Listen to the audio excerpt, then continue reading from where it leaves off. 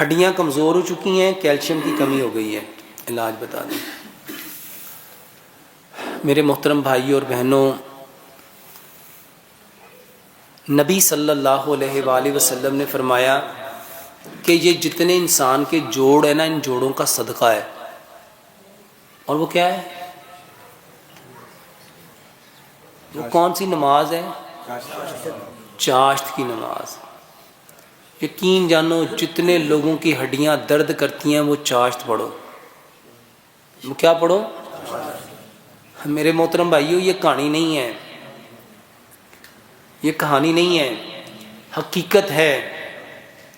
آپ چاشت صرف ایک ہفتہ پڑھ کے دیکھو اور دیکھو ہڈیوں کو سکون ملتا ہے کہ نہیں ملتا، جوڑوں کو سکون ملتا ہے کہ نہیں ملتا۔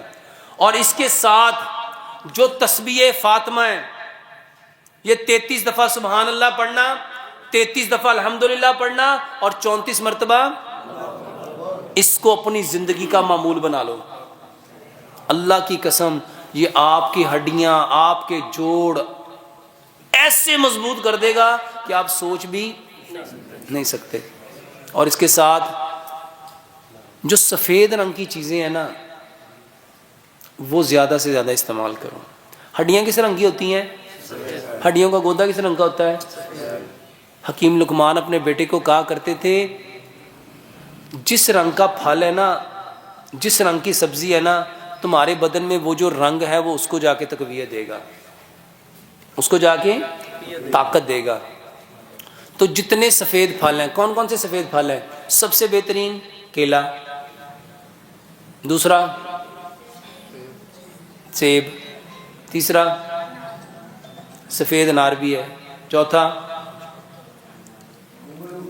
گونگلو، پانچواں مولی، چھٹا پیاز، ساتواں۔ میرے بھائیوں ہم نے کبھی اس کے بارے میں سوچا ہی نہیں، اور جب نیت ہی نہیں کی تو یہاں کیمیکل کو اب اچھا ابھی سوچنا شروع کیا تو کتنے آ گئے۔ اچھا اس کے علاوہ میں آپ کو لمبی فہرست بتاتا ہوں، بادام، کاجو، یقین جانو یہ ہڈیوں کو مضبوط کرنے کی مشین ہے، یہ ہڈیوں کو مضبوط کرنے کی۔ اور اس سے سستی چیز بتا دیتا ہوں، واللہ جو آپ کے بدن کو نہیں آپ کی روح کو بھی تقویت دے گی، وہ چاروں مغز ہیں، وہ سفید تیل ہیں۔ لیکن سچ بتاؤ ہم نے کبھی اس کو اہمیت دی؟ اور کچھ نہیں لے سکتے نا، اور سفید تل کا 1 چمچ صبح دوپہر شام کھا لیا کرو۔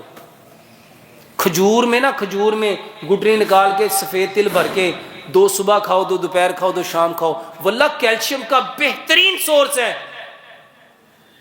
اچھا بتاؤ اس پہ کتنا خرچہ آئے گا؟